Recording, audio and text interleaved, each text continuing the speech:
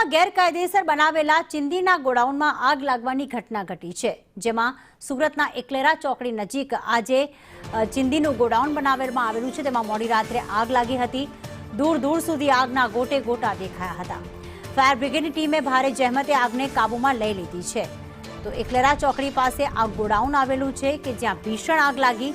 મોડી રાત્રે લગભગ 3 વાગ્યાની આસપાસ આ ઘટના ઘટી હતી। આગે એટલું ભીષણ સ્વરૂપ ધારણ કર્યું હતું, એટલું વિકરાળ સ્વરૂપ ધારણ કર્યું હતું કે દૂર દૂરથી આગના ગોટે ગોટા નજરે પડી રહ્યા છે। જોકે ફાયર બ્રિગેડની ટીમે આગ પર સંપૂર્ણપણે કાબુ મેળવી લીધો છે। ચીંદીના ગોડાઉનમાં આગ લાગવાની ઘટના ઘટી હતી।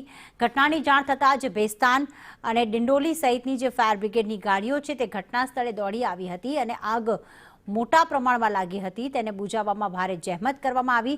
હવે આગ કયા કારણોસર લાગી તે કારણ હજી પણ અકબંધ છે, તે અંગે તપાસ કરવામાં આવી છે। પરંતુ મોડી રાત્રે 3 વાગ્યાની ઘટના અને 3 ફાયર બ્રિગેડની ગાડીઓ ત્યાં પહોંચી હતી અને આગને કાબૂમાં લઈ લેવામાં આવી છે।